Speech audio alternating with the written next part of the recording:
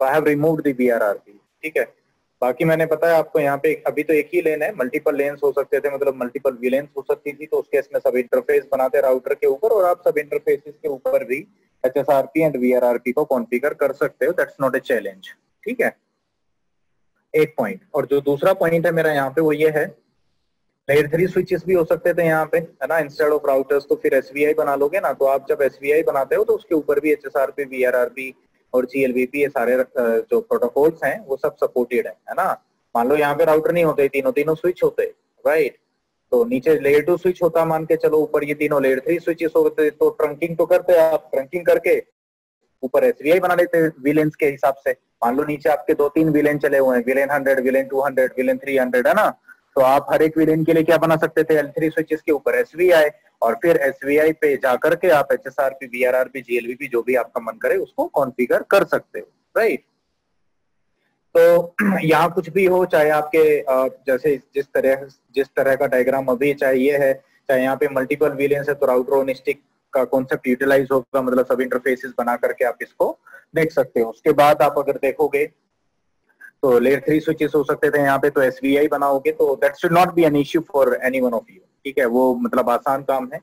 अभी यहाँ पे फिजिकल इंटरफेस मोड में हो, तब आप इंटरफेस VLAN 100 ऐसे जाओगे, VLAN 100 के अंदर वहाँ पे IP एड्रेस दोगे, मतलब SVI का मीनिंग तो समझ में आता ही है ना आप लोगों को, तो वहाँ पे भी आप HSRP, VRRP और GLVP को कॉन्फ़िगर कर सकते हो। तो फाइनली अब चलते हैं GLVP के ऊपर।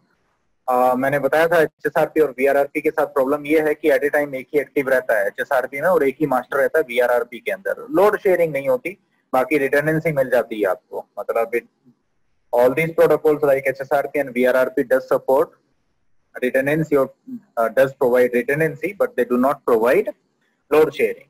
तो GLBP आया, गेटवे लोड बैलेंसिंग प्रोटोकॉल, तो इसमें लोड बैलेंसिंग भी मिलती है आपको, ठीक है, बट वो पर पैकेट या पर फ्रेम नहीं होगी, वो पर मशीन होगी, मतलब पर मैक एड्रेस आप एक तरीके से बोल सकते हो, ठीक है। तो GLBP में दो चीजें होती हैं, एक होता है AVG और एक होता है AVF फॉरवर्डर, ठीक है। तो AVG के लिए कोई एक राउटर एक्टिव रहेगा, कोई एक स्टैंड बाय, बाकी सब लिसन स्टेट में, और जो AVG का इलेक्शन है, एक्टिव वर्चुअल गेटवे का election, that would be 100% same as HSRP। AVF की बात करें फॉरवर्डर, तो जिस भी राउटर पे आप GLVP इनेबल करोगे तो वो सभी एज ए फॉरवर्डर पार्टिसिपेट करेंगे। जिस राउटर पे आप पहले इनेबल करोगे वो फॉरवर्डर 1 बनेगा, जिस पे दूसरी बार इनेबल करोगे वो forwarder 2 and then forwarder 3। Maximum आप एक ग्रुप के अंदर 4 फॉरवर्डर रख सकते हो, मतलब अगर 4 फॉरवर्डर हैं, चारों के चारों एक्टिवली पार्टिसिपेट करेंगे ग्रुप के अंदर, ठीक है। 4 से ज्यादा फॉरवर्डर लोगे तो ध्यान रखना 4 ही एक्टिवली पार्टिसिपेट कर सकते हैं GLVP में, 4 ही फॉरवर्डर। फिलहाल तो 3 ही राउटर, 3 फॉरवर्डर रहेंगे, फॉरवर्डर 1, फॉरवर्डर 2, फॉरवर्डर 3, इस तरीके से, ठीक है। जिस पे पहले इनेबल करेंगे वो फॉरवर्डर 1 बन जाएगा, फिर फॉरवर्डर 2 बन जाएगा नेक्स्ट वाला, और उसके नेक्स्ट वाला फॉरवर्डर 3 बन जाएगा ऑटोमेटिकली, ठीक है। तो यहाँ पे देखो हर एक फॉरवर्डर मतलब ठीक है, उसके लिए उसके साथ उसका एक physical IP, physical mac bind भी होगा फॉरवर्डर के साथ, देखेंगे अब। देखो तो R1 से स्टार्ट कर देता हूँ फिलहाल, F0/0 GLVP 1 IP, virtual IP दोगे आप, जैसे 101.254, है ना, यही देना था आपको, बस इतना ही, यही कमांड है। तो यही कमांड ऐसे ही किसमें थी, VRRP के अंदर, और HSRP में क्या कमांड देते थे, स्टैंड बाय, ठीक है। तो यहाँ पे अब GLVP आपको कॉन्फ़िगर हो जाना चाहिए। तो शो GLVP अगर आप देखोगे तो यहाँ पे अभी तो क्या है, ये सिर्फ AVG दिखा रहा है आपको, और उसके लिए लेसन स्टेट में है। तो जल्दी ही इसको किस में जाना चाहिए, एक्टिव स्टेट के अंदर AVG के लिए एक्टिव बन जाना चाहिए, बन गया, AVG के लिए एक्टिव बन गया, और ये इसने अपने आप को क्या बना लिया, फॉरवर्डर 1, है ना, अपने आप, क्योंकि हर एक राउटर ऐसे फॉरवर्डर काम करेगा, और फॉरवर्डर 1 मान लिया इसने अपने आप को, और फॉरवर्डर 1 बना के इसका जो फिजिकल मैक एड्रेस है उसको फॉरवर्डर 1 के साथ इसने बाइंड कर दिया। देखो ये है ना ओनर ID, ये फिजिकल IP और जो मैक IP और मैक एड्रेस उसको बाइंड कर दिया फॉरवर्डर 1 के साथ, और उस फॉरवर्डर 1 के लिए मतलब प्राइमरी एक्टिव कौन रहेगा, ये राउटर है ना, और ये एक्टिव भी दिखा रहा है यहाँ पे फॉरवर्डर 1, और उधर AVG के लिए भी क्या बन गया, एक्टिव। ये ऊपर वाला जो पोर्शन है ये AVG का है, एक्टिव वर्चुअल गेटवे का, और नीचे वाला फॉरवर्डर है, तो AVG के लिए क्या बन गया है, ये एक्टिव, ठीक है। फॉरवर्डर 1 भी बनाएंगे साथ में, राइट सर। इसके बाद आप राउटर 2 पे जाकर के इनेबल करा दोगे, तो लेट्स से आपने क्या कहा यहाँ पे, GLVP 1 IP, है ना, 101.254, तो ऐसे ही है जैसे पहले था, कोई ऐसा डिफरेंस तो है नहीं यहाँ पे। तो अभी ये AVG के लिए क्या बन जाएगा, स्टैंड बाय, और साथ में फॉरवर्डेड 2 बन जाएगा, और इसका जो अपना फिजिकल आईपी और मैक एड्रेस होगा वो फॉरवर्डेड 2 के साथ बाइंड हो जाएगा और फॉरवर्डेड 2 के लिए एक्टिव रहेगा। तो यहाँ पे अगर आप R1 पे देखोगे तो फॉरवर्डर 1 का जो वर्चुअल मैक एड्रेस है वो ये होता है, देखो यहाँ पे 0007B4 यहाँ तक फिक्स्ड होता है। इसके बाद जो नेक्स्ट 4 डिजिट्स हैं ये होता है आपके ग्रुप आईडी, ये क्या होता है ग्रुप आईडी, और लास्ट की जो दोनों डिजिट्स हैं ये होती है आपकी फॉरवर्डर आईडी। तो हर एक फॉरवर्डर का जो अपना वर्चुअल मैक एड्रेस होगा वो डिफरेंट होगा। जैसे यहाँ पे फॉरवर्डर 1 था तो 01 हो गया। अब यहाँ पे अगर आप देखोगे शो GLVP, ठीक है, अब अगर आप देखोगे तो इस एवीजी के लिए यहाँ से यहाँ तक ये एवीजी है आपका, यहाँ से यहाँ तक ये एवीजी है। तो आप देख सकते हो एवीजी के हिसाब से स्टैंड बाय स्टेट में है, तो ये तो ARP जो रिक्वेस्ट है आएंगी उसका रिप्लाई नहीं करेगा। लेकिन अगर आप ध्यान से देखोगे तो फॉरवर्डर 1 के लिए किसमें लिसन स्टेट में, ठीक है, फॉरवर्डर्स के लिए कोई स्टैंड बाय नहीं होता, एक एक्टिव होता है और बाकी सब लिसन स्टेट में रहेंगे उसमें, ठीक है। तो यहाँ पे लिसन स्टेट में रहेगा फॉरवर्डर 1 के लिए, लेकिन फॉरवर्डर 2 के लिए क्या है ये प्राइमरी, तो इसका जो अपना IP एड्रेस है और जो मैक एड्रेस है वो फॉरवर्डर 2 के साथ बाइंड हो गया है। देखो ओनर आईडी देखोगे ना, फिजिकल मैक एड्रेस, और यहाँ पे देखो ये वर्चुअल मैक एड्रेस 02 हो गया फॉरवर्डर 2 के केस में। ग्रुप तो 1 ही है ना अभी भी, तो ये तो ग्रुप आईडी है यहाँ पे, और ये लास्ट के जो दोनों डिजिट्स हैं ग्रुप, ये आपका फॉरवर्डर आईडी है। तो फॉरवर्डर 2 बना राउटर 2, तो फॉरवर्डर 2 के लिए क्या है एक्टिव, फॉरवर्डर 1 के लिए क्या है लिसन स्टेट में। जबकि R1 पे अगर आप देखोगे तो यहाँ पे फॉरवर्डर 1 के लिए क्या है एक्टिव, फॉरवर्डर 2 के लिए किसमें लिसन स्टेट में, ठीक है, और साथ में AVG के लिए भी एक्टिव स्टेट में। फाइनली R3 के ऊपर जाएंगे और यहाँ पे भी क्या कहते हैं GLVP 1 IP और दैट्स 101.254 इस तरीके से। इसको ये पहली बात तो ये AVG के लिए इलेक्शन में पार्टिसिपेट करेगा, R2 और R3 के बीच में AVG के लिए इलेक्शन होगा स्टैंड बाय के लिए। तो obviously R3 will be winner as a stand by, या स्टैंड बाय इलेक्शन में विनर कौन होगा, R3 AVG का स्टैंड बाय बन जाएगा और जो राउटर 2 है वो वापस से लिसन स्टेट में चला जाएगा। लेकिन राउटर 3 जो है वो फॉरवर्डर 3 बनेगा और फॉरवर्डर 3 के लिए प्राइमरी एक्टिव भी रहेगा। इसका जो फिजिकल मैक एड्रेस है वो फॉरवर्डर 3 के साथ बाइंड हो जाएगा। अगर आप देखोगे शो GLVP यहाँ पे, तो एक तो स्टैंड बाय बन गया AVG के लिए, ठीक है, 3 फॉरवर्डर हैं अब इस ग्रुप के अंदर, फॉरवर्डर 1 एंड 2 के लिए किसमें लिसन स्टेट में, लेकिन फॉरवर्डर 3 के लिए किसमें एक्टिव स्टेट में, ठीक है। अभी अगर R2 पे देखो कि आप वापस थे तो एक तो AVG के लिए किसमें चला गया लिसन स्टेट में, क्योंकि अल्टीमेटली AVG के लिए एक ही एक्टिव रहेगा, एक स्टैंड बाय, बाकी सब लिसन स्टेट में रहेंगे, ठीक है बॉस। तो इस तरीके से आपको ये देखने को मिलेगा। तो मेंबर्स कितने यहाँ पे 3, और तीनों के तीनों फॉरवर्डर हैं, फॉरवर्डर 1, ठीक है। तो फॉरवर्डर 1 के लिए जो एक्टिव है वो प्राइमरी राउटर ही एक्टिव है, दैट इज 101.1, ठीक है। ऐसे फॉरवर्डर 2 कौन बना है उसके लिए भी प्राइमरी ही एक्टिव है, ठीक है, और फॉरवर्डर 3 के लिए भी, ठीक है, फॉरवर्डर 2 के लिए और फॉरवर्डर 3 के लिए भी प्राइमरी एक्टिव। तो बॉस यहाँ पे अगर देखोगे तो दो अलग अलग कंपोनेंट है, AVG और AVF। AVG क्या एक्टिव वर्चुअल गेटवे और AVF क्या एक्टिव वर्चुअल फॉरवर्डर। तो जो AVG है उसका काम होता है सिर्फ ARP रिस्पॉन्सेज देना based on load balancing algorithm, और by default load balancing algorithm क्या है यहाँ पे राउंड रॉबिन, ठीक है। तो ये क्या करता है, जब इसके पास, ध्यान से देखना, जब इसके पास कोई ARP रिक्वेस्ट आती है ना तो सिर्फ वही राउटर ARP रिप्लाई देगा जो AVG के लिए एक्टिव होगा। तो AVG एक्टिव वर्चुअल गेटवे के लिए जो एक्टिव राउटर है दैट इज राउटर 1, राइट। तो अगर आप यहाँ पे देखोगे शो GLVP, राइट, तो ये एक्टिव बना हुआ है AVG के लिए, तो जो ARP रिप्लाई देगा सिर्फ यही राउटर देगा। और ये क्या करेगा, जैसे मान के चलो एक ARP रिक्वेस्ट है इसके पास, तो इसने फॉरवर्डर 1 का मैक एड्रेस रेस्पॉन्स में दे देना है। अब उसका जो उस यूजर, जिस यूजर को फॉरवर्डर 1 का मैक एड्रेस मिला ARP रिप्लाई में, ठीक है भाई, ऑब्वियसली वर्चुअल आईपी क्या है 101.254, तो आप ARP रिक्वेस्ट गेटवे के लिए तो भेजोगे ना। अरे जो एंड यूजर अगर उसको किसी दूसरे एक सेपरेट सबनेट में जाना है तो सबसे पहले ARP रिक्वेस्ट भेजेगा गेटवे का मैक एड्रेस निकालने के लिए। गेटवे कौन है 101.254, तो इसके लिए ARP रिक्वेस्ट जनरेट करेगा और उसके बाद जो ARP रिप्लाई देगा वो सिर्फ वो देगा ना जो एक्टिव है AVG के लिए। AVG stands for active virtual gateway, तो इसके लिए जो एक्टिव होगा वही क्या देगा ARP रिप्लाई देगा।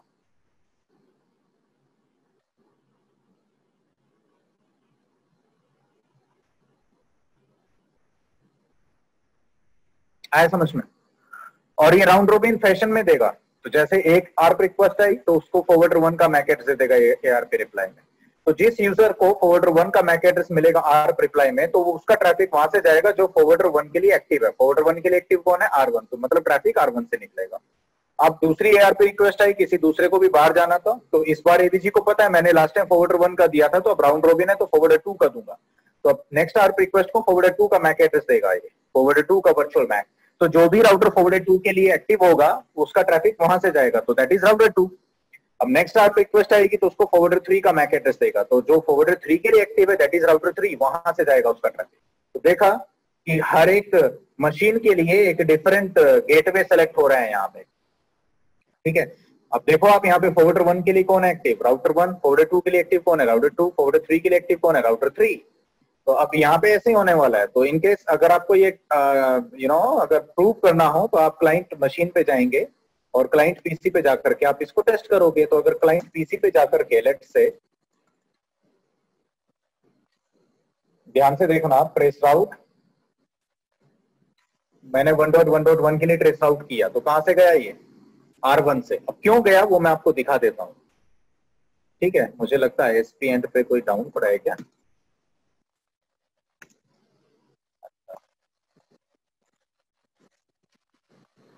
इसलिए ऐसा होगा, क्योंकि फॉरवर्डर 1 का मैक एड्रेस मिला इसलिए वहां पे गया। देखो अब ये हो गया है, राइट।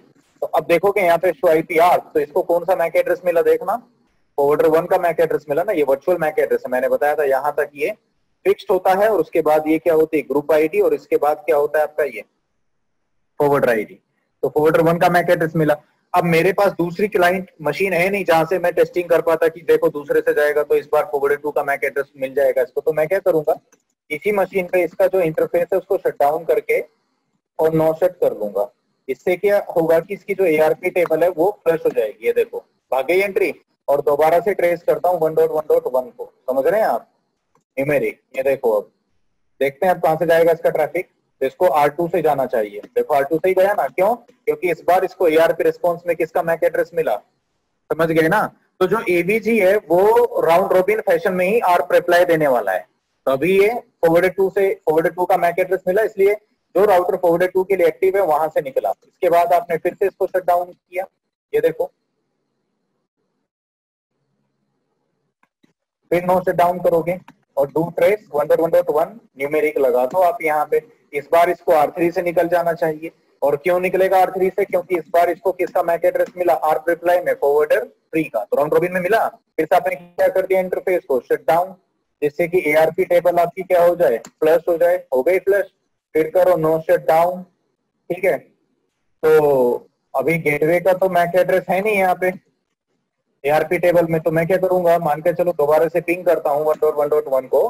तो इस बार इसको राउंड रोबिन है तो फिर से फॉरवर्डर 1 का मैक एड्रेस मिल गया। देखो यहाँ पे 200 आईपी आर्प देखोगे तो फॉरवर्डर 1 का मैक एड्रेस मिल गया इसको, तो R1 से निकला ये। तो आपने देखा कि हमारा जो एबीजी है वो राउंड रोबिन फैशन में ही क्या दे रहा है, एआरपी रिस्पॉन्सिव, ठीक है।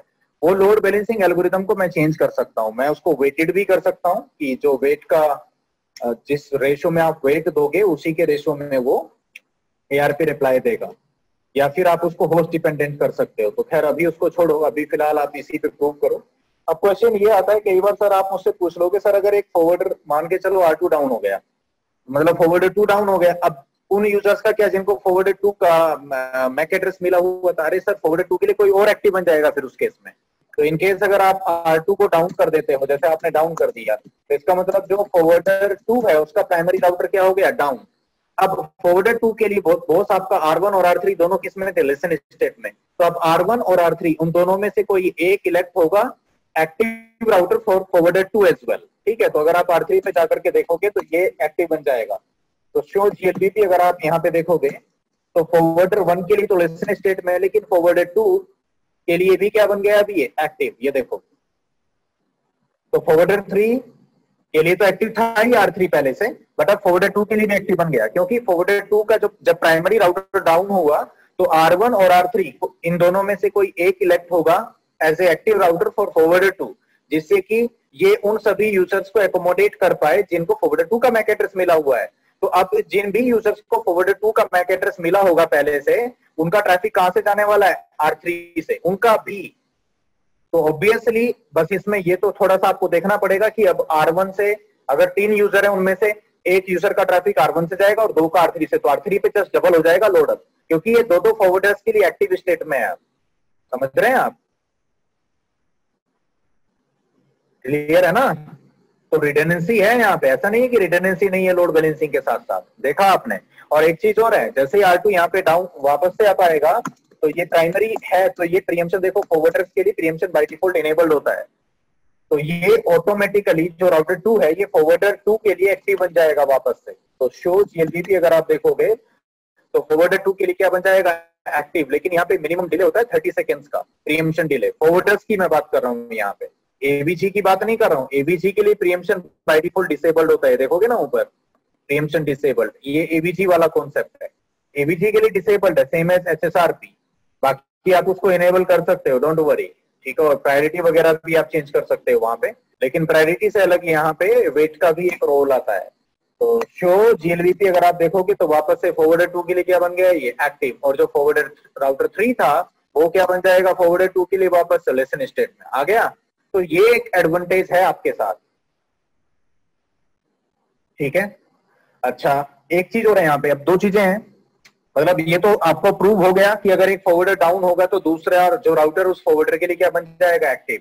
लेकिन यहाँ पे जो सबसे इंपॉर्टेंट चीजें हैं वो दो टाइमर होते हैं यहाँ पे, वो मैं आपको बताता हूँ। एक तो यहाँ पे बोलते हैं हम, ये देखो ऊपर दिख जाएगा आपको, एवीजी में ही दिख जाएगा।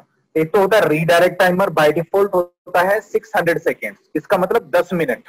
और एक होता है फॉरवर्डर टाइम आउट जो होता है 14,400 सेकेंड। तो अगर इसको निकालोगे ये होता है अप्रोक्सीमेटली 4 आवर्स। समझ आया सर? अप्रोक्सीमेट कितना होता है, 4 आवर्स। अप्रोक्स नहीं, वो एक्चुअली 4 आवर्स ही होता है। इन दोनों टाइमर का यूज समझना जरूरी है। तो जीएलबीपी के अंदर ये जो दो टाइमर हैं, एक रिडायरेक्शन टाइमर और एक forwarder time out. Redirection timer होता है 600 सेकेंड बाय डिफॉल्ट 10 मिनट्स, और फॉरवर्डर टाइम आउट होता है बाय डिफॉल्ट आपका 14,400 सेकेंड्स, मतलब 4 आवर्स। इनका यूज क्या है वो बताता हूं मैं। जैसे हमने देखा सर, इधर देखो, अब आप आराम से समझना एकदम टेंशन फ्री होकर के। जैसे मान के चलो आपका R2 जो है वो डाउन हो गया, लेट्स से ये हो गया डाउन, तो अब क्या होगा कि R1 और R3 में से कोई एक फॉरवर्डर 2 के लिए क्या बनेगा, एक्टिव। जैसा हमने देखा तो राउटर 3 का जो राउटर था वो क्या बन गया था, एक्टिव।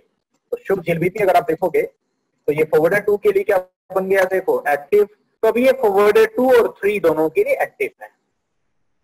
लेकिन साथ में इसका जो रिडायरेक्शन टाइमर है वो चल रहा होता है यहाँ पे। जैसे फॉरवर्डर 2 में अगर आप देखोगे तो यहाँ पे जो रिडायरेक्शन टाइमर है इसका वो ऑलरेडी स्टार्ट हो चुका है, और वो कहाँ पे दिखेगा आपको, जो एवीजी के लिए एक्टिव होगा। एवीजी के लिए एक्टिव कौन है, R1। तो श्योर जीएलबीपी अगर आप फॉरवर्डर 2 के लिए देखोगे तो एवीजी को पता है, देखो एक्टिव वर्चुअल गेटवे को पता है फॉरवर्डर 2 के लिए कि बॉस रिडायरेक्शन इनेबल्ड है, और कितना टाइम बचा हुआ है अभी, 560 सेकेंड। टीटीएल कितना है, एक्टिव राउटर कौन है, विच इज ए सेकेंडरी। इसका मतलब जो इसका प्राइमरी राउटर है वो डाउन हो चुका है। तो अगर आप ध्यान से देखोगे तो मेरे एवीजी के पास ये इंफॉर्मेशन है कि फॉरवर्डर 2 का जो एक्टिव प्राइमरी एक्टिव राउटर है वो डाउन है। फिलहाल जो एक्टिव राउटर है वो एक सेकेंडरी राउटर है, इसको पता है। और साथ में क्या चला हुआ है, रीडायरेक्शन टाइमर। ध्यान रखना, जब तक रीडायरेक्शन टाइमर एक्सपायर नहीं होता है, मतलब अगले 10 मिनट तक हमारा, वो फॉरवर्डर 2 का मैक एड्रेस एआरपी रिप्लाई में देगा जब भी इसकी बारी आएगी। मतलब राउंड रोबिन फैशन में देता है ये। जैसे एक यूजर ने आर्प रिक्वेस्ट भेजी तो इसने फॉरवर्डर 1 का मैक एड्रेस दिया, दूसरा है तो उसको, दूसरी आर्प रिक्वेस्ट आई तो उसको फॉरवर्डर 2 का मैक एड्रेस दे दिया, तीसरी आर्प रिक्वेस्ट आई तो उसको फॉरवर्डर 3 का मैक एड्रेस दे दिया, वही चलेगा। आप इनफैक्ट यहाँ पे प्रूव भी कर सकते हो, लाइक क्लाइंट पीसी पे जाकर के एक बार आपने क्या किया, शट डू ट्रेस 1.1.1, आप देखो कहां से जाता है आपका ट्रैफिक, आईपीआर। तो आपको फॉरवर्डर 2 का क्या मिला, मैक एड्रेस, और फॉरवर्डर 2 का मेरा लेकिन ट्रैफिक कहां से गया, R3 से। क्यों, क्योंकि ऑब्वियसली फॉरवर्डर 2 के लिए एक्टिव कौन है, R3। आपने वापस से क्या किया, शट डाउन। तो अभी भी मतलब आर्प रिप्लाई में आपको किसका मैक एड्रेस मिल रहा है, यहाँ पे फॉरवर्डर 2 का अभी भी मिल रहा है। लेकिन होता क्या है, जैसे ये रिडायरेक्शन टाइमर आपका एक्सपायर होगा, मतलब जैसे ये 10 मिनट एक्सपायर होंगे ना सर, तो 10 मिनट एक्सपायर होने के बाद, मतलब रिडायरेक्शन टाइमर एक्सपायर होने के बाद, जो आपका एवीजी है, जो एवीजी है मतलब एक्टिव वर्चुअल गेटवे, वो कौन है, R1 है एवीजी के लिए एक्टिव। मैंने बताया था ऊपर सबसे दिख जाता है ये आपको, ये एवीजी की इंफॉर्मेशन है, राइट। तो एवीजी क्या करेगा, जैसे रीडायरेक्शन टाइमर एक्सपायर होगा किसी भी फॉरवर्डर के लिए, तो उस फॉरवर्डर के वर्चुअल मैक एड्रेस को एआरपी रिप्लाई में देना बंद कर देता है। सर ये समझ आया क्या बोला मैं? जैसे शो जीएलबीपी किया आपने, तो फॉरवर्डर 2 का जो मैक एड्रेस होगा उसको एआरपी रिप्लाई में देना ये बंद कर देगा। मैं दोबारा बोलूं, जैसे ही रीडायरेक्शन टाइमर एक्सपायर होगा, और रीडायरेक्शन टाइमर तभी एक्सपायर होगा अगर विद इन 10 मिनट्स आपका जो प्राइमरी राउटर है वो वापस से अप नहीं आता है। जैसे राउटर 2 डाउन है फिलहाल, मतलब फॉरवर्डर 2 का जो प्राइमरी एक्टिव है वो डाउन है, समझ रहे हैं आप? तो अगर वो 10 मिनट के अंदर अंदर अप नहीं आता है तो रीडायरेक्शन टाइमर एक्सपायर हो जाएगा। क्वेश्चन ये है कि रीडायरेक्शन टाइमर अगर एक्सपायर हो गया तो क्या होगा? तो देखो, इससे आपको एक एडवांटेज मिलेगा कि जो एवीजी है ना सर, एवीजी मतलब एक्टिव वर्चुअल गेटवे, एवीजी इस फॉरवर्डर 2 का मैक एड्रेस, इसका जो ये वर्चुअल मैक एड्रेस है ये वाला, इसको एआरपी रिप्लाई में देना बंद कर देगा। मतलब अगर अब फ्यूचर में कोई आरप रिक्वेस्ट आती है तो उसको कभी भी ये फॉरवर्डर 2 का मैक एड्रेस नहीं देगा। कब? रीडायरेक्शन टाइमर एक्सपायर होने के बाद, मतलब 10 मिनट एक्सपायर होने के बाद। अगर 10 मिनट में इसका प्राइमरी जो एक्टिव राउटर है वो वापस से अप नहीं आता है, समझ गए आप, तो ये एआरपी रिप्लाई में इस फॉरवर्डर का मैक एड्रेस देना बंद कर देगा। And that is good. कम से कम जो हम कह रहे थे कि R3 पे डबल यूजर्स का ट्रैफिक जा रहा है, कम से कम वो तो थोड़ा रिड्यूस होगा ना, क्योंकि अब जो हमारा एबीजी है वो एआरपी रिप्लाई में सिर्फ फॉरवर्डर 1 और फॉरवर्डर 3 का मैक एड्रेस ही देगा, राउंड रोबिन फैशन में। एक बार फॉरवर्डर 1 फिर 3, फॉरवर्डर 1 का मैक एड्रेस एआरपी रिप्लाई में, फिर नेक्स्ट एआरपी रिक्वेस्ट आएगी तो उसको फॉरवर्डर 3 का मैक एड्रेस देगा एआरपी रिप्लाई में। तो इस तरीके से चलेगा वो। लेकिन एक और टाइमर है यहाँ पे, टाइम टू लीव, ठीक है, ये है 4 आवर्स। इसका मतलब ये होगा, अब देखो ठीक है, एवीजी जो नए आरप रिक्वेस्ट आ रहे हैं उनको उनके रिप्लाई में फॉरवर्डर 2 का मैक एड्रेस देना बंद कर देगा। लेकिन उनका बताओ, उन यूजर्स का बताओ जिनको ऑलरेडी फॉरवर्डर 2 का मैक एड्रेस मिला हुआ है, क्योंकि एआरपी टेबल जब बनती है किसी क्लाइंट मशीन के ऊपर तो एआरपी टेबल में जो एंट्री होती है उसका जो टाइम आउट होता है वो 4 आवर्स होता है। कितना होता है वो? 4 आवर्स। 4 घंटे तक वो दोबारा आरप रिक्वेस्ट नहीं भेजेगा। आप समझ रहे हैं मेरी बात? तो जिन यूजर्स के पास ऑलरेडी फॉरवर्डर 2 का मैक एड्रेस है उनका क्या? इसलिए यहाँ पे जो टाइम टीटीएल रखा है ना, ये टाइम टू लीव, वो रखा है 4 आवर्स, मतलब 14,400 सेकेंड्स। क्योंकि इसको पता है, हमारे सिस्को जानता है पहले से कि जो हमारी क्लाइंट मशीन्स हैं, जो हमारी विंडोज मशीन्स हैं, उनके ऊपर जो टाइमर होता है बाय डिफॉल्ट वो 4 आवर्स होता है। एआरपी एंट्री को जो मैक्सिमम टाइम के लिए रिटेन कर सकता है वो 4 आवर्स होता है। 4 आवर्स के बाद वो दोबारा से आरप रिक्वेस्ट जनरेट करेगा। तो नेक्स्ट 4 आवर्स तक फॉरवर्डर 2 के लिए, मान लो फॉरवर्डर 2 का जो एक्टिव राउटर है प्राइमरी एक्टिव वो डाउन हो गया, तो सेकेंडरी एक्टिव बना हुआ है, तो ये सेकेंडरी एक्टिव बना रहेगा अगले 4 घंटे तक। तो ये जिन एग्जिस्टिंग यूजर्स के पास हमारे फॉरवर्डर 2 का वर्चुअल मैक एड्रेस है ना आरप टेबल में, तो उनका ट्रैफिक अगर आएगा गेटवे पे तो वो R3 से होते हुए ही बाहर निकलेगा, क्योंकि R3 ही क्या रहेगा, एक्टिव रहेगा फॉरवर्डर 2 के लिए अगले 4 घंटों के लिए। लेकिन आपको ये भी पता है 4 आवर्स के बाद में फिर से उन एंड यूजर्स को क्या जनरेट करनी होगी, अनदर आरप रिक्वेस्ट, और उस केस में फिर ये फॉरवर्डर 2 का मैक एड्रेस नहीं देगा किसी को भी। तो उसके बाद तो अगर फॉरवर्डर 2 को टोटली अपने डेटाबेस से ही रिमूव कर देगा तो कोई प्रॉब्लम नहीं है। क्यों? क्योंकि अब किसी भी एंड यूजर के पास फॉरवर्डर 2 का मैक एड्रेस आरप टेबल में नहीं होगा। आया समझ में? तो इन दोनों टाइमर्स का, रीडायरेक्शन टाइमर और जो टाइम टू लीव है, इन दोनों का एक बड़ा यहाँ पे रोल होता है। ठीक है, तो 10 मिनट जब तक एक्सपायर नहीं होते, जैसे यहाँ पे अगर आप देखोगे फॉरवर्डर 2 रीडायरेक्शन अभी भी इनेबल्ड है और 202 सेकंड बचे हुए हैं अभी भी। ठीक है, तो मैं और 202 सेकंड का वेट कर सकता हूँ और इसको मैं प्रूव कर दूंगा कि देखो आप एआरपी रिप्लाई में हमारे एवीजी ने, एवीजी के लिए एक्टिव कौन है, हमारा R1, हमारा एवीजी के लिए एक्टिव कौन है, R1। ठीक है, अच्छा एक चीज और करता हूं, मैं चाहता हूं कि R1 ही एक्टिव रहे एवीजी के लिए, तो F0/0 GLBP 1 और प्रायोरिटी में क्या सेट कर देता हूँ इसकी 102 और GLBP 1 और इस पे प्रीएम्पशन भी इनेबल कर देता हूँ, जिससे कि ये एवीजी के लिए हमेशा एक्टिव रहे। मैं चाहता हूँ R2 स्टैंड बाय रहे। ठीक है ना, इंटरफेस F0/0, तो जो आपने GLBP 1 प्रायोरिटी क्या कर देता हूँ 101, GLBP 1 प्रीएम्पशन मैंने इनेबल कर दिया, लेकिन फिलहाल तो डाउन है तो उसको छोड़ो। तो अभी इससे क्या होगा कि एवीजी के लिए जो प्राइमरी एक्टिव है, एवीजी दो अलग अलग बातें, एवीजी अलग है, एवीएफ अलग है।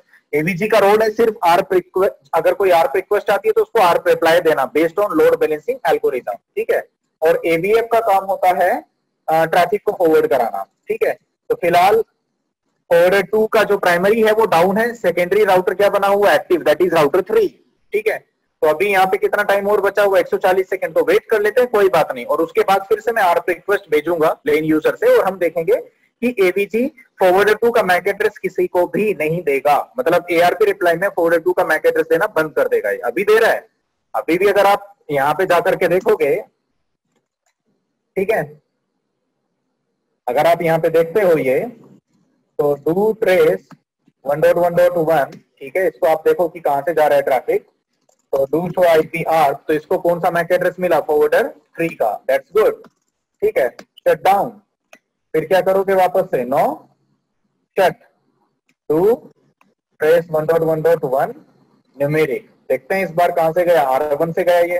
डू शो आईपी आर्क क्यों गया, क्योंकि इसको फॉरवर्डर 1 का मैक एड्रेस मिला। फिर से शट करो और शट डाउन होने के बाद इंटरफेस को डाउन होने का वेट करूंगा, उसके बाद वापस से अप करूंगा और अप करने के बाद फिर से इसको मैं ट्रेस करूंगा, तो अभी R3 से जाएगा। लेकिन देखते हैं कि इसको मैक एड्रेस कौन सा मिला, फॉरवर्डर 2 का ना, तो अभी मिल रहा है यहाँ पे। क्यों मिल रहा है, क्योंकि अभी तक रिडायरेक्शन टाइमर आपका एक्सपायर नहीं हुआ और वो होने वाला है। देखो फॉरवर्डर 2 के लिए रिडायरेक्शन टाइमर एक्सपायर होने वाला है, तो रिडायरेक्शन हो जाएगा डिसेबल्ड। फिर अभी तो 61 सेकेंड्स बचे हुए हैं ना आपके, बाय डिफॉल्ट जो आपका रिडायरेक्शन टाइमर होता है दैट इज 600 सेकेंड्स, इसका मतलब 10 मिनट्स, तो 10 मिनट के बाद बाकी मैं इनको चेंज कर सकता हूं इन टाइमर्स को। रिडायरेक्शन को अगर मुझे 60 सेकेंड्स करना है तो मैं कर सकता हूं। ठीक है बॉस, ये एक्सपायर हो गया होगा अब तक, देखते हैं फॉरवर्डर 2 के लिए। Yes, now redirection is disabled, और जैसे ही ऐसा हुआ अब आप क्लाइंट पीसी पे जाकर के देखो, इसको एक बार शट डाउन करो और फिर नॉट शट डाउन करेंगे हम इसको। टू ट्रेस 1.1.1 पे जाना है मेरे को, देखो ठीक है, देखते हैं कहां से जाएगा ये। तो डू शो आईपी आर्क, देखो फॉरवर्डर 3 का मैक एड्रेस इसको मिला, राइट, एआरपी रिप्लाई में, तो R3 से ही जाएगा, राइट। फिर उसके बाद शट डाउन किया, फिर से नो शट डाउन करूंगा मैं और फिर से ट्रेस आउट कराऊंगा, देखेंगे किस फॉरवर्डर का मैक एड्रेस मिलता है। तो R1 से गया तो डू शो आईपी आर्क, ये देखो फॉरवर्डर 1 का मैक एड्रेस मिला, फॉरवर्डर 2 का नहीं मिलना चाहिए, अब सीधे फॉरवर्डर 3 का मिलना चाहिए, राइट। नो शट डाउन करो और फिर से ट्रेस करेंगे हम इसको, तो फॉरवर्डर 3 मतलब R3 से जाना चाहिए। और डू शो आईपी आर्क, अगर आप देखोगे यहाँ पे आर्क टेबल में फॉरवर्डर 3 का मैक एड्रेस मिला है, तो देखो इस बार फॉरवर्डर 2 का मैक एड्रेस आपको नहीं मिला, क्योंकि आपका जो रिडायरेक्शन टाइमर है वो I mean that has already got expired. ठीक है भाई लोगों, प्रशांत समझ आया आप लोगों को ये सब? Cool, great. तो इसमें अगर यहां तक किसी को कोई भी इश्यूज हैं तो please go ahead and ask your questions.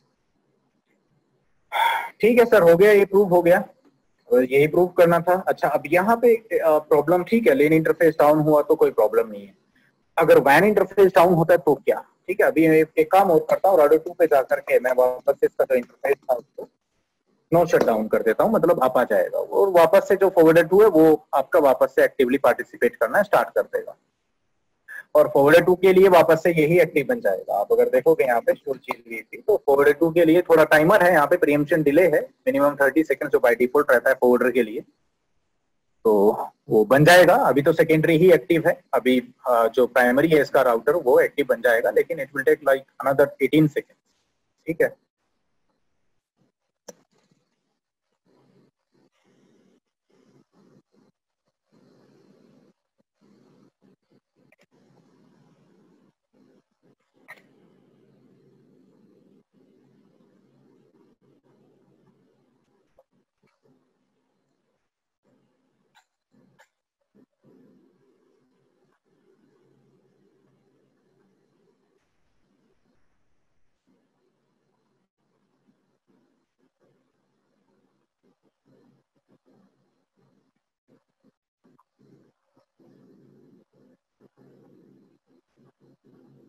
Okay. तो मैंने जो क्वेश्चन पूछा वो ये है सर कि अगर लेट्स से R3 पे, R3 का ही ले लेता हूँ, फॉरवर्डर 3। यहाँ पे प्रॉब्लम ये है कि अगर आपका वैन इंटरफेस डाउन हो जाए तो क्या, F1/0 हो गया शट डाउन, ये लो। अब हो इससे पता है प्रॉब्लम ये है कि जो फॉरवर्डर 3 बना है R3 वो अभी भी एक्टिव रहेगा। तो जिन भी यूजर्स को फॉरवर्डर 3 का मैक एड्रेस R/III में मिला हुआ है, मतलब जिन भी यूजर्स के पास, जिन भी एंड यूजर मशीन्स के पास, आप ऐसे समझ के चलो इसको, जिन भी and users I mean and user machines के पास में, ठीक है, जिन भी एंड यूजर मशीन्स के पास में फॉरवर्डर 3 का मैक एड्रेस होगा ARP टेबल में, तो वो तो बाहर जा ही नहीं सकते, उनका ट्रैफिक आएगा जरूर R3 पे, लेकिन उसकी राउटिंग टेबल में राउट ही नहीं है तो वो डिस्कार्ड कर देगा। जैसे आप यहाँ पे देख भी सकते हो, for example to show IPR, अब इसके पास देखो ऑलरेडी फॉरवर्डर 3 का मैक एड्रेस है, तो अगर आप ट्रेस राउट करोगे तो ड्रॉप हो जाएगा ट्रैफिक, आपका हो गया ड्रॉप, देखो। लेकिन ये फॉल बैक नहीं करेगा अभी, क्यों? क्योंकि जो फॉरवर्डर 3 है उसके लिए जो एक्टिव है वो अभी भी R3 ही है, और R3 की राउटिंग टेबल में राउट ही नहीं है क्योंकि उसका वैन लिंक डाउन हो गया। तो हमें कुछ ऐसा करना चाहिए कि अगर वैन लिंक डाउन हो जाए तो वो एक्टिव ना रहे। तो इसके लिए हमें क्या करना है, देखो यहाँ पे ध्यान से देखना, शो GLBP, एक यहाँ पे टर्मिनोलॉजी आती है वेट, और बाय डिफॉल्ट 100 होता है, और इसमें थ्रेशोल्ड्स होते हैं, देखो लोअर थ्रेशोल्ड 1 और अपर थ्रेशोल्ड क्या है इसका 100। तो अगर लोअर थ्रेशोल्ड को आप रीच कर जाते हो, लोअर 1, तो इसका मतलब ये होगा कि ये जो राउटर है ये एक्टिव बनने के लिए कैपेबल नहीं रहेगा, मतलब ये एक्टिव राउटर में पार्टिसिपेशन नहीं करेगा। अगर इसका थ्रेशोल्ड क्या हो जाता है, इसकी प्रायोरिटी क्या, वेट क्या हो जाता है इसका 1 या 1 से नीचे, समझ गए आप? तो मुझे ट्रैकिंग करनी होगी, क्या करनी होगी, ट्रैकिंग। तो ट्रैकिंग के लिए मैं क्या करता हूं, पहले तो मैं F1/0 को देखो यहाँ पे नो शट करके इसको वापस से अप कर देता हूँ, क्लाइंट मशीन से देखूंगा जिसके पास ऑलरेडी फॉरवर्डर 3 का मैक एड्रेस है, देखो वो निकल गया फॉरवर्डर 3 से, ठीक है। और अब मैं R3 पे आकर के एक ट्रैक, एक IPSLA बनाऊंगा, IPSLA1 ICMP भेजूंगा किसको, 1.1.1 को, सोर्स इंटरफेस फास्ट इथरनेट 1/0 लिया मैंने, और यहाँ पे जो इसकी फ्रीक्वेंसी लूंगा मैं, I'll pick it up as 5 seconds, उसके बाद IPSLA schedule 1 start time now and live forever। उसके बाद एक ट्रैक ऑब्जेक्ट बना लेता हूँ, जैसे ट्रैक मैंने बनाया है यहाँ पे 5, और उसमें क्या कॉल कर लिया, IPSLA 1, और उसके बाद मैंने यहाँ पे इंटरफेस F0/0 और जो ट्रैक और वेटिंग कीवर्ड आएगा, वेटिंग ट्रैक, ट्रैक क्या ले लिया मैंने 5, और साथ में डिक्रीमेंट भी ले लेना, और डिक्रीमेंट बाय डिफॉल्ट होता है 10 का, आपने देखा होगा पहले भी। अब इस बार अगर 10 का डिक्रीमेंट होगा तो 100 से ट्रैक आपका जो वेट है वो कितना हो जाएगा, 90, लेकिन जो लोअर थ्रेशोल्ड है वो तो 1 है ना बॉस, तो आपको इतना डिक्रीमेंट रखना होगा जिससे कि वो लोअर थ्रेशोल्ड को रीच कर जाए। तो मैंने क्या किया यहाँ पे 99 डिक्रीमेंट, या तो 99 रखो या फिर 100 रखो, जिससे कि वो 0 हो जाए या 1 हो जाए, मतलब अल्टीमेटली उसको लोअर थ्रेशोल्ड पे जाना चाहिए। जैसे ही वो लोअर थ्रेशोल्ड पे जाएगा तो ये जो राउटर है वो इनएलिजिबल हो जाएगा एक्टिव बनने के लिए किसी भी फॉरवर्डर के लिए, तो इनफैक्ट फॉरवर्डर 3 के लिए भी एक्टिव नहीं रहे। तो जैसे ही मैंने ये डिक्रीमेंट 99 सेट किया यहाँ पे, तो ये इस तरीके से आपने क्या बनाया, IPSLA ट्रैक ऑब्जेक्ट, और आपने अप्लाई कर दिया अपने GLBP के अंदर, और डिक्रीमेंट ले लिया 99 का। इनफैक्ट आप जब यहाँ पे शो GLBP देखोगे ना तो आपको दिखाएगा कि आपने एक यहाँ पे ट्रैक लगाया है,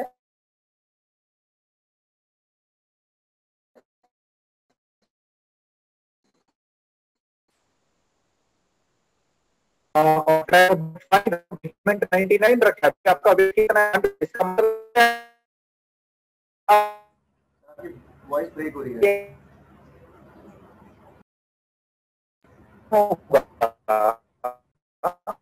वॉइस ब्रेक हो रही है, चाहे वो से डाउन हो चाहे से डाउन, ठीक है। तो शो अब इसका जो थ्रेशोल्ड है, इसकी जो है अभी फॉरवर्डर 3 के लिए क्या बना हुआ है, एक्टिव, लेकिन अभी it will not be active anymore for forwarder 3। क्यों? क्योंकि इसका जो वेट है वो वेट क्या हो गया इसका 1। तो अब क्या होगा, R1 और R2 में से कोई एक क्या बनेगा, एक्टिव, किसके लिए? फॉरवर्डर 3 के लिए। तो शो जीएलबीपी अगर आप देखोगे तो फॉरवर्डर 3 के लिए एक्टिव कौन है? 101.3 और उसका वेट कितना है यहाँ पे? 1। ठीक है, तो वेट करो थोड़ा सा यहाँ पे, शो जीएलबीपी।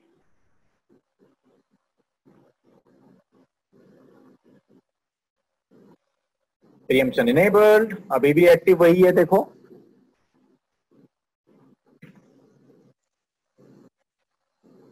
इसका मतलब मुझे वेट 0 तो नहीं करना पड़ेगा, एक बार वहां पे थोड़ा वेट और कर लेता हूं मैं यहाँ पे।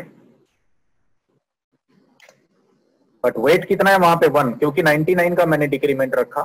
लोअर थ्रेशोल्ड 1 था, तो मेरे हिसाब से ये जाना चाहिए था इधर। बट कोई बात नहीं, मैं उसको 0 भी कर सकता हूँ 100 करके डिक्रीमेंट को। बट मैं देखना चाह रहा हूँ यहाँ पे, क्योंकि मैंने 99 फर्स्ट टाइम मैं यूज कर रहा हूँ। मैं आइडियली 100 ही यूज करके उसको करता हूँ हमेशा, 0 कर देता हूँ उसका वेट। और 0 जैसे ही करता हूँ तो वो मतलब 0 होते ही वो इनएलिजिबल हो जाता है, एलिजिबल नहीं रहता फिर एक्टिव बनने के लिए। हाँ अभी वही है, तो मुझे करना पड़ेगा ये तो बॉस। डिक्रीमेंट चेंज करता हूँ R3 के ऊपर ना। तो ये डिक्रीमेंट मैंने दिया था यहाँ पे, ये देखो 99 का, वो 100 कर देता हूँ। तो इससे क्या होगा? शो जीएलबीपी, ये जो डिक्री, ये वेट क्या हो गया? 0। 0 क्या हो गया? लो। लो हो गया। अब इसकी प्रायोरिटी क्या है? लो। और जैसे ही प्रायोरिटी लो दिखाएगा ना यहाँ पे, तो अब इनएलिजिबल हो गया R3 एक्टिव बनने के लिए। तो अब R2 क्या बन जाना चाहिए? R1 R2 में से कोई एक एक्टिव बनेगा। लेकिन प्रीएम्पशन क्या है? इनेबल्ड। तो मिनिमम प्रीएम्पशन डिले कितना? 30 सेकेंड्स। तो वेट तो करेगा ना रोल को प्रिंट करने से पहले। तो 30 सेकेंड की आउटेज आएगी, नो वरीज। 30 सेकेंड की आउटेज आएगी। लेकिन अब देखना 30 सेकेंड के बाद अभी देखो कितना डिले बचा है? 4 सेकेंड। और 4 सेकेंड के बाद में 0 सेकेंड, और 0 के बाद क्या हो गया? ये अब एक्टिव। राउटर 2 क्या बन गया? एक्टिव। तो राउटर 1 और 2 में जो विनर हुआ वो राउटर 2 हुआ। और ये किसके बेसिस पे हुआ? यहाँ पे हायर फिजिकल आईपी के बेसिस पे। R1 और R2 में जिसका फिजिकल आईपी एड्रेस हायर होगा वही विनर होगा एक्टिव इलेक्शन में। क्योंकि फॉरवर्डर 3 के लिए दोनों राउटर्स की स्टेट क्या थी? Lesson state. R1 की भी स्टेट लेसन थी, R2 की भी लेसन स्टेट थी। लेकिन अभी R2 क्या बन गया? एक्टिव फॉरवर्डर 3 के लिए। तो फॉरवर्डर 2 के लिए तो था ही, फॉरवर्डर 3 के लिए भी बन गया। और साथ में अगर आप एबीसी पे देखोगे तो रिडायरेक्शन टाइमर यहाँ पे स्टार्ट हो गया। अब इसका रिडायरेक्शन टाइमर हो गया स्टार्ट। प्लस पहले जो क्लाइंट पीसी जिसको फॉरवर्डर 3 का मैक एड्रेस मिला हुआ था उसका ट्रैफिक ड्रॉप हो रहा था। लेकिन इस बार कहां से जाएगा? ये जाएगा, लेकिन कहां से जाएगा? राउटर 2 से। जबकि इसका एआरपी टेबल में देखोगे अगर आप, तो अभी भी फॉरवर्डर 3 का ही मैक एड्रेस है, ये देखो। लेकिन अब फॉरवर्डर 3 के लिए एक्टिव कौन है? राउटर 2। इसलिए राउटर 2 से ट्रैफिक निकल गया है ये देखो राउटर 2 से जा रहा है, ड्रॉप नहीं हुआ इस बार। तो इस तरीके से आपको हर एक राउटर पे उसके अपने फॉरवर्डर के लिए क्या लगाना होगा?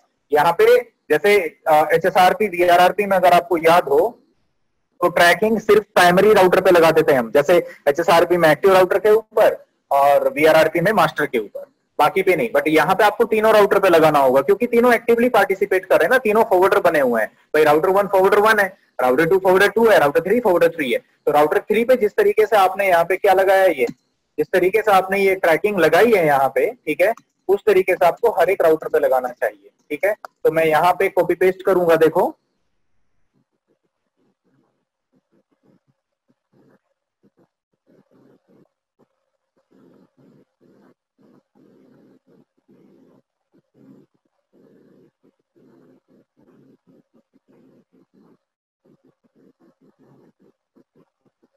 अरे नहीं करने दे रहा है ये मेरे को बेचारा। आओ आओ यहाँ पे, और ये ठीक है बॉस। और फिर उसके बाद नोटपैड प्लस प्लस,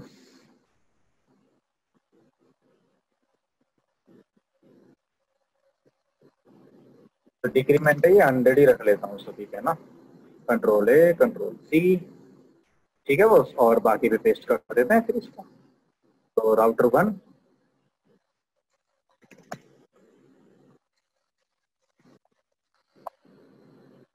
क्या होगा?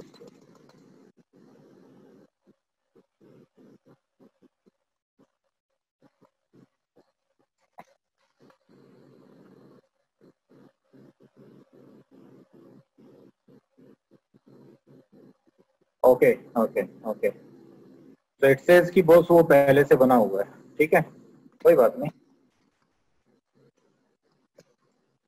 यहाँ पे तो नहीं बना हुआ, यहाँ पे क्या कॉन्फ़िगर, और राउटर 1 पे सीधे सीधे ट्रैक बना देते हैं ना। ट्रैक भी वैसे तो बना हुआ है, ट्रैक 10 है ना, ट्रैक 10 को कॉल कर लेता हूँ ना, F0/0 GLVP1 waiting track, track 10 और डिक्रीमेंट क्या 100, बस हो गया आपका काम। तो शुरू GLV सभी पे वेट 100 का ना, इसलिए डिक्रीमेंट 100 का लिया मैंने, जिससे कि उनका वेट क्या हो जाए, 0 हो जाए और वो इनएलिजिबल बन जाए अगर जरूरत है तो।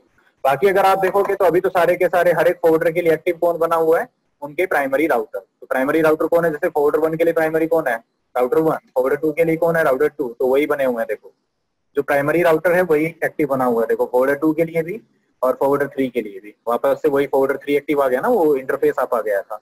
तो इस तरीके से आपने हर एक राउटर पे जाकर के क्या इनेबल कराया, ट्रैकिंग इनेबल कराया, ठीक है ना। और डिक्रीमेंट आपने 100 का रखा, जिससे कि इनका वेट क्या हो जाए, 0, ठीक है। तो एक तो ये तरीके से आप क्या कॉन्फ़िगर करोगे अपना GLB।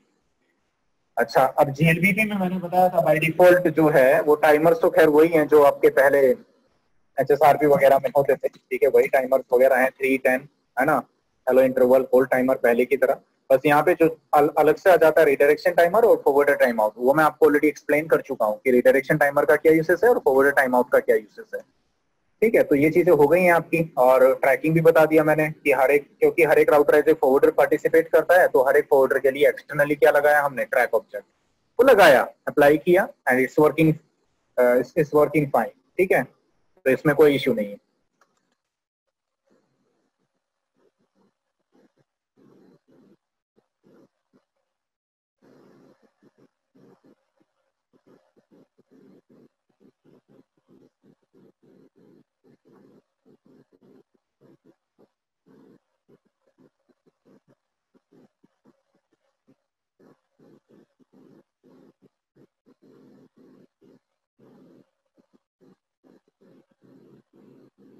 तो यहाँ तक अगर आप लोगों में से किसी को भी कोई इश्यू है तो please go ahead and ask your question.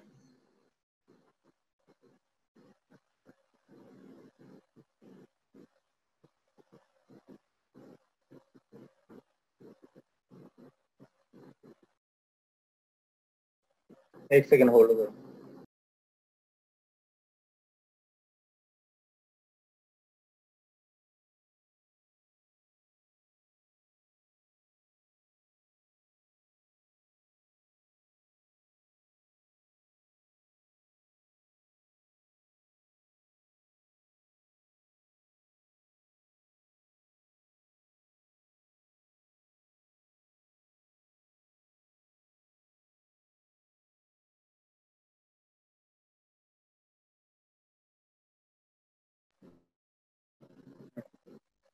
ठीक है ना बॉस, ये हो गया आपका GNMP। अच्छा, कभी कभी ना जो लोड बैलेंसिंग एल्गोरिदम है वो चेंज कर सकते हो आप, और एवीजी पे वो मैंडेटरी कमांड देना, सभी पे दोगे सभी पे दे दो, I don't have any issues with that. But AVG पे जो एक्टिव है उस पे मैंडेटरी है एटलीस्ट वो, ठीक है। जैसे यहाँ पे अगर आप देखोगे तो डिफॉल्ट लोड बैलेंसिंग क्या है यहाँ पे, राउंड रॉबिन, और एवीजी के लिए एक्टिव यही है राउटर 1। तो मैं यहाँ पे ये कमांड दे सकता हूँ F0/0 GLVP1 लोड बैलेंसिंग, और मैं क्या कर सकता हूँ, वेटेड, मतलब राउंड रोबिन होती है बट उसकी जगह वेटेड। अब बाय डिफॉल्ट तो सभी का वेट क्या 100, तो अभी भी वही चीज रहेगी जो राउंड रोबिन में थी। लेकिन मैं चाहता हूं कि अगर R1 से डबल मतलब मैं चाहता हूं कि अगर 4 ARP रिक्वेस्ट आती हैं तो 2 ARP रिप्लाई में फॉरवर्डर 1 का मैक एड्रेस आना चाहिए और एक एक में फॉरवर्डर 2 एंड 3 का मैक एड्रेस आना चाहिए। तो उस केस में मैं यहाँ इंटरफेस F0/0 पे जाकर के GLVP1 वेटिंग, और यहाँ पे वेट क्या दे सकता हूँ इसका, 200, ठीक है ना। तो मैंने डबल कर दिया इसका वेट। तो एक तो मैंने लोड बैलेंसिंग क्या ली, यहाँ पे वेटिंग कर दिया, प्लस मैंने जो फॉरवर्डर 1 का वेट है वो क्या कर दिया, 200, जबकि फॉरवर्डर 2 और 3 का वेट क्या रखा, वही 100। तो रेशो क्या हो जाएगा, 2:1:1, है ना, 2:1:1। इस तरीके से हो सकता है। प्लस एक होता है host dependent load balancing algorithm. Host dependent में क्या है, वो भी आप एबीसी के ऊपर चेंज कर दोगे लोड बैलेंसिंग एल्गोरिदम को, कि अगर एक यूजर फॉरवर्डर 1 से गया तो अब वो हमेशा फॉरवर्डर 1 से ही जाएगा। तो वो होस्ट डिपेंडेंट भी रख सकते हो आप। बाकी वो यूज कोई नहीं करता प्रोडक्शन में, प्रोडक्शन में यूज होती है राउंड रोबिन बाय डिफॉल्ट, कोई इनको चेंज नहीं करता है। मैक्सिमम वेटेड आप कर सकते हो, वो भी तब अगर आपको लगता है कि हर एक गेटवे के ऊपर जो वैन बैंडविड्थ है वो अलग है।